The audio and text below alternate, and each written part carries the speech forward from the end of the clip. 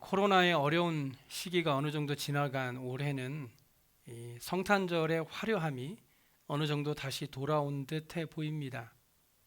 거리에는 반짝이는 불빛들이 많이 보이고 집집마다 크리스마스 트리를 장식하고 이 쇼핑몰에는 선물을 사라는 사람들로 인해 인산인해를 이루고 있습니다. 보통의 사람들은 땡스기빙을 기점으로 해서 연말까지 굉장히 분주하고 들떠있고 바쁜 연말을 보냅니다. 그리고 그런 축제 같은 분위기에는 성탄절에 그 정점을 찍게 되죠. 그래서 많은 사람들이 성탄절에 서로 선물을 주기 위해 쇼핑을 하고 선물을 사서 서로에게 나눠 줍니다.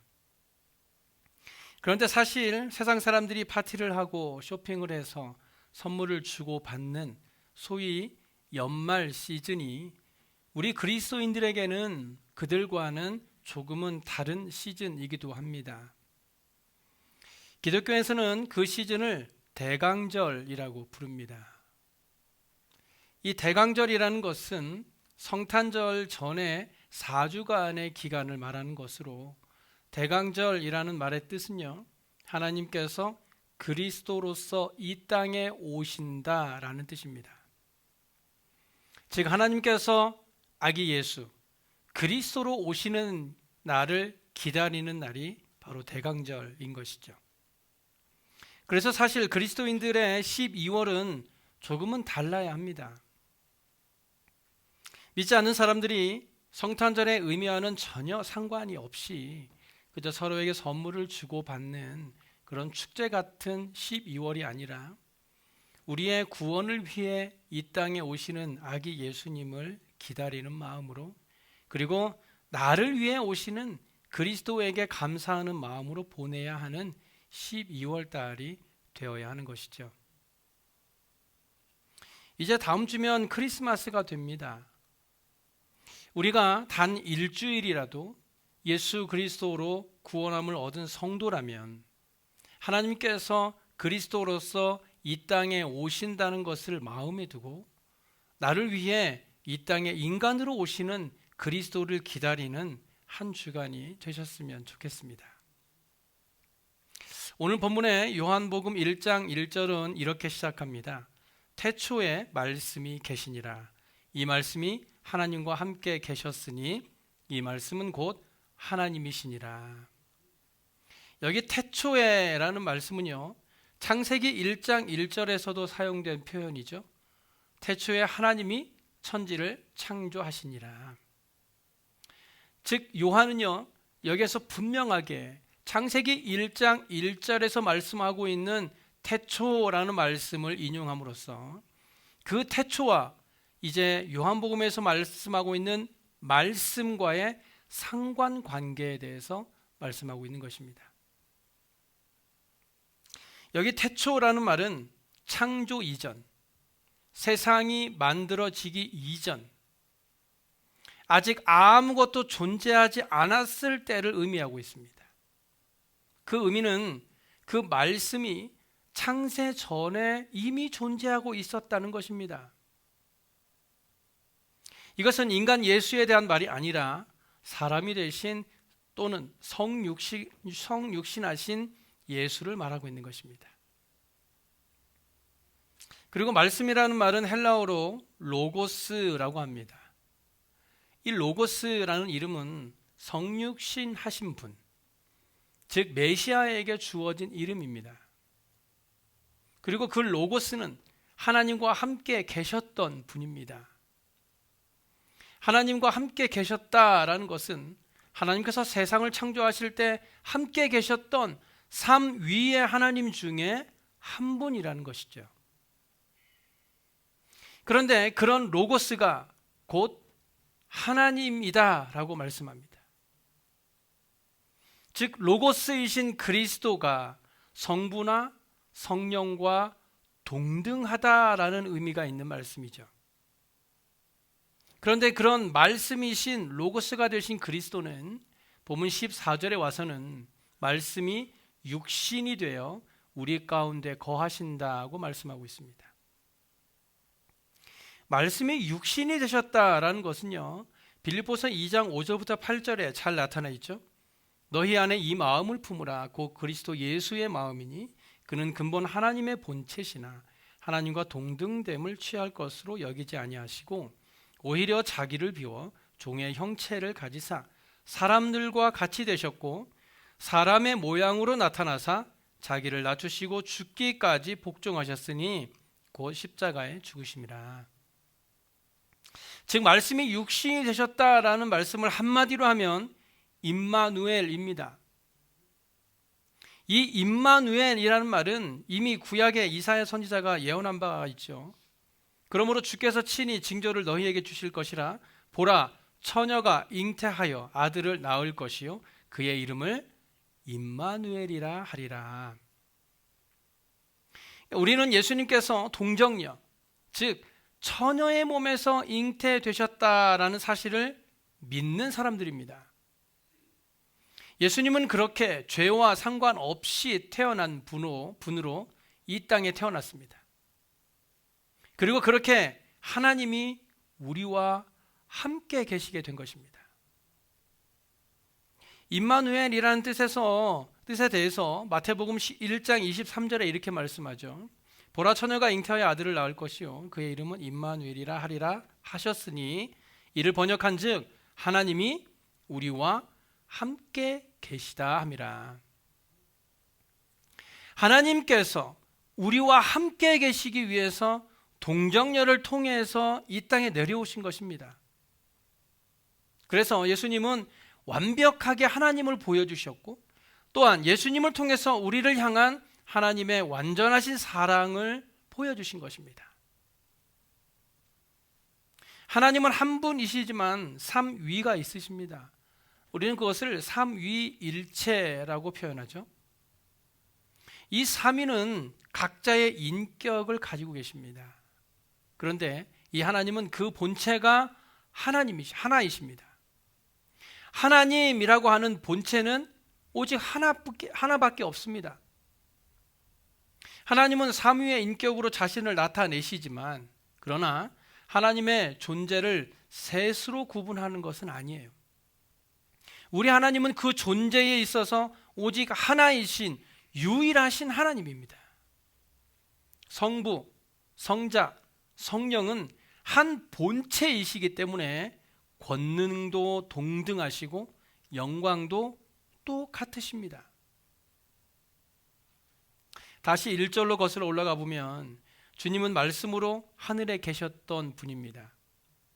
그런데 그 말씀은 하나님이 계셨던 그 무궁한 태초부터 계셨다라고 증거하고 있어요. 그의 기원이 하나님과 함께 계셨다라는 것으로 이 같은 사실을 확증해 주고 있다라는 것이죠. 그러므로 말씀이란 이 분은 곧 하나님 그분이시다라고 논증하고 있는 것입니다. 그렇다면 이 말씀이신 그 하나님이 어떻게 육신이 되셨을까요? 말씀이 다시 말하면 하나님이 어떻게 육신이 되셨는가에 대해서 성경은 하나도 숨기지 않고 설명해 주고 있습니다. 말씀이 육신이 되었다라는 말씀은 예수 그리스도가 육신으로 새롭게 창조함을 받은 것을 의미하는 것이 아니라 말씀이신 예수가 육신으로 변화되었다라는 것입니다. 이것은 창조가 아니라 몸을 입고 내려오신, 그래서 인카네이션이라고 말합니다. 예수님은 동정녀 마리아의 몸에 잉태되셨죠. 말씀이 육신으로 변화되려면 사람의 몸에서 태어나야 하기 때문에 말씀은 이처럼 사람이 되기 위해서 동정녀의 몸을 빌리시게 된 것입니다. 하나님이신 예수 그리스도가 처녀의 몸 안에 사람으로 잉태되었다라는 사실은 하나님의 창조적인 기적의 권능이 아니고서는 불가능한 일입니다. 하나님은 이 일을 성령을 통해서 이루셨습니다. 그래서 성경에는 그리스도의 잉태에 대해서 성령으로 잉태되었다라고 말하고 있는 것이죠. 이렇게 해서 하나님이신 말씀은 육신을 지니신 예수의 이름으로 인간의 역사 위에 사람의 모습을 가지고 살아가게 되신 것입니다. 그렇다면 말씀이 육신이 되신 이유는 무엇일까요? 우리는 왜 말씀이 육신을 입고 임마누엘로 세상에 오셔야만 했는가를 정확하게 알아야 할 필요가 있습니다. 왜냐하면 그가 오신 이유를 아는 것이 곧 우리의 구원과 굉장히 밀접한 연관이 있기 때문입니다. 말씀이 육신이 되신 이유는 첫째로 하나님께서 그의 사랑을 인간에게 나타내기 위해서입니다.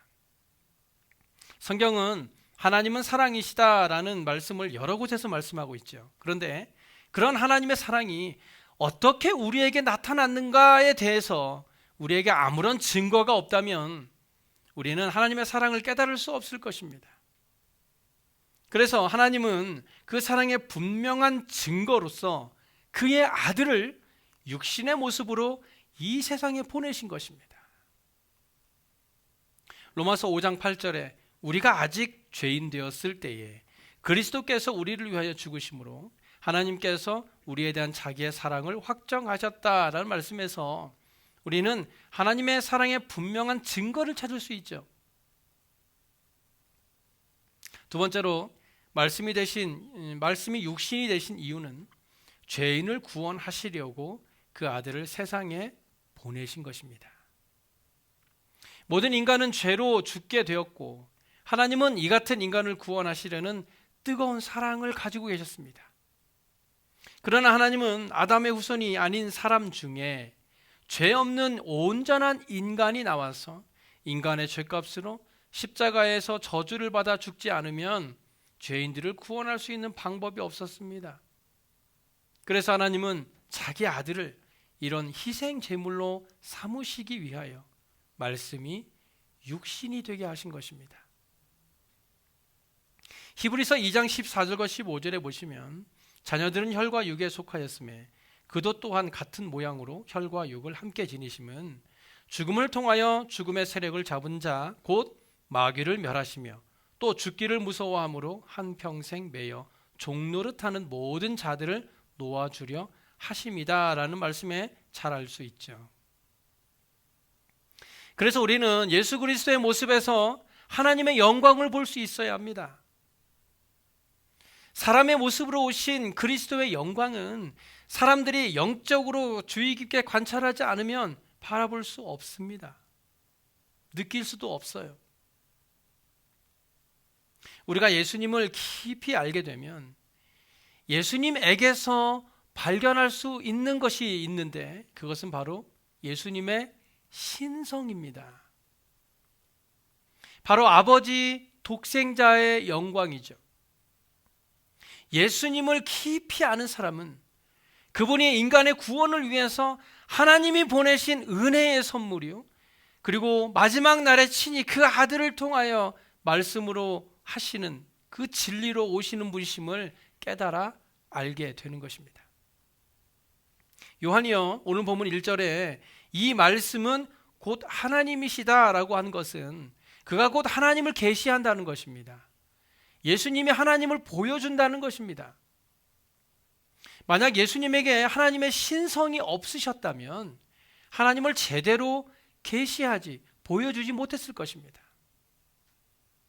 그러므로 예수님이 스스로 나를 본 자는 하나님을 본 것이다 라고 하신 것이고, 이런 말을 할 수 있는 사람은 하나님의 신성을 가지신 말씀만이 할 수 있는 증언이 되었던 것이죠. 그런데 우리가 이렇게 어렵고 복잡한 마치 신학 이론 같은 이런 이론을 왜 굳이 알아야 하는 것일까요? 들어도 졸리기만 한 이 복잡한 이론 같은 어려운 말들, 그 이유는 간단합니다. 우리가 깨닫기 위해서입니다. 본문 5절을 한번 보세요. 빛이 어둠에 빛이 돼 어둠이 깨닫지 못하더라 라고 말씀합니다. 이 말씀은 참 이상하죠. 빛이 어둠에 비치면 어둠이 물러나야 하는데 어둠이 빛을 깨닫지 못했다라고 말하고 있어요. 예수님께서 이 땅에 오셨을 때를 한번 생각해 보세요. 예수님은 이 땅에 말씀이 육신이 되어 오신 분입니다. 또한 어두운 세상 가운데 복음의 빛을 비추는 빛으로 오신 분입니다. 그런데 그 당시 사람들은요, 빛으로 오신 예수님을 알아보지 못했어요. 오히려 자기들을 위협하는 존재로만 생각했죠. 결국 그들은 빛으로 오신 예수님을 깨닫지 못하고 십자가에 못 박고 맙니다. 빛이 어둠 가운데 비춰지면 가장 먼저 일어나는 것이 더러움입니다.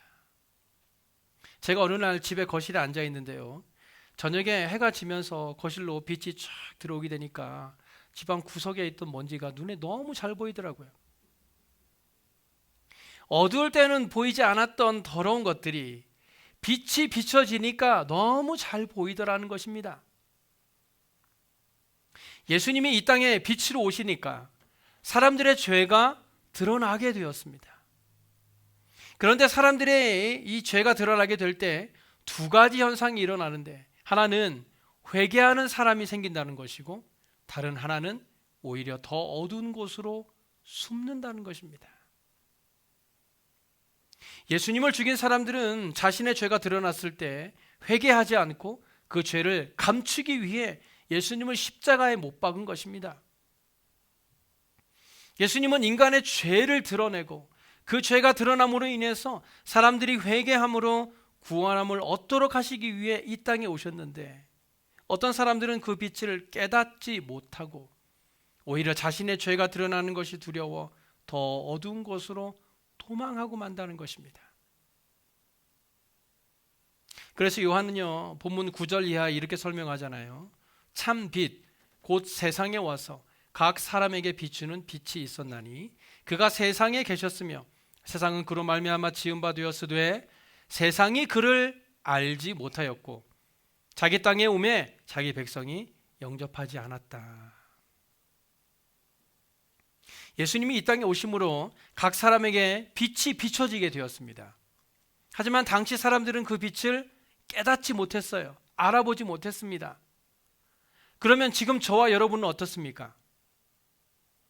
예수님의 빛을 알아보셨습니까? 예수님의 빛이 저와 여러분의 삶을 비춰서 죄가 드러났을 때 회개하셨나요? 그것이 바로 구원이고 교회에 다니고 있는 이유입니다. 아무리 교회에 오래 다녔다라고 하는 것은 우리의 구원과 아무런 상관이 없어요. 오히려 교회 다닌 연수가 우리의 구원을 방해하고 있는지도 모릅니다. 나는 교회 오래 다녔기 때문에 당연히 천국에 갈 수 있다라고 생각하는 것이죠. 예수님께서는요, 누가복음 13장 24절에 내가 너희에게 이르노니 들어가기를 구하여도 못하는 자가 많으리라 라고 말했어요. 들어가기를 구하여도 들어가지 못하는 자가 많은데 가만히 교회 다니고 있다고 해서 누구라도 다 천국에 갈 수 있다고 생각하십니까? 그래서 오늘 본문 12절에서는요, 우리가 천국에 갈 수 있는 확실한 방법에 대해서 말씀해 주고 있는데요, 그것은 영접하는 자, 곧 그 이름을 믿는 자들입니다. 말씀이 육신이 되어 빛으로 이 땅에 오신 예수 그리스도를 영접하는 자, 그리고 그 이름을 믿는 자들이 천국 가는 거예요. 그래서 천국은 믿음으로 간다는 것입니다. 예수님이 이 땅에 오신 목적이 바로 이것입니다. 누구라도 예수 그리스도를 영접하고 그를 믿는 자들은 다 천국에 갈 수 있도록 하시려고 말씀이 육신이 되어 이 땅에 오셨고 육신을 입으시고 십자가의 고통을 참으시고 죽으셨고 이제 3일 만에 부활하신 것입니다. 우리를 구원하시려고 이 땅에 육신을 입고 오신 임마누엘 되신 예수 그리스도를 믿으시기 바랍니다. 이제는 교회 다니는 사람이 아니라 예수 믿는 사람이 되시기 바랍니다.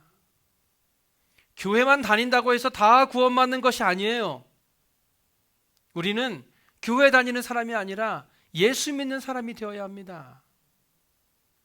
그리고 이제 예수 그리스도를 구주로 영접한 사람에게는 본문 14절에 말씀이 육신이 되어 우리 가운데 거한다고 말합니다. 여기 거한다라는 말은요, 장막을 친다라는 말입니다. 출애굽기 29장 45절 이하에 내가 이스라엘 자손 중에 거하여 그들의 하나님이 되리니 그들은 내가 그들의 하나님 여호와로서 그들 중에 거하려고 그들을 애굽 땅에서 인도하여 낸 줄을 알리라. 원래 장막이라는 것은 임시로 쓰는 것입니다. 쉽게 이 장소에서 저 장소로 옮길 수 있는 것이 장막이죠. 오늘날의 텐트와 같은 것이죠. 이스라엘 백성들이 광야 생활을 하는 동안 장막 안에서 생활을 했습니다. 그런데 이스라엘 백성이 다른 민족들과 구별되고 특별한 축복을 받을 수 있었던 것은 하나님께서 그들의 장막 안에 함께 거하셨기 때문이에요.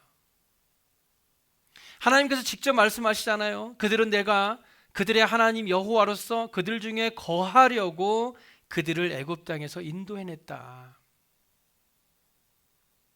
예수 그리스도는 자기 땅에 오셨으나 한 곳에 머물지 못하시고 33년 동안 지상에 장막을 치셨습니다. 이 장막은 광야에서 임시로 사용된 것 같이 우리도 이 땅에서 나그네 같은 삶에 지나지 않는다라는 것을 가르치시고 세상에서보다 더 좋은 본향을 사모하게 하는 것이었습니다.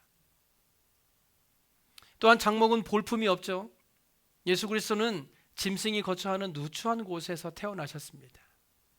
그는 왕과 같이 궁정에서 특별한 대우를 받으며 사신 것이 아니라 비천한 죄인들과 함께 거처를 정하셨습니다.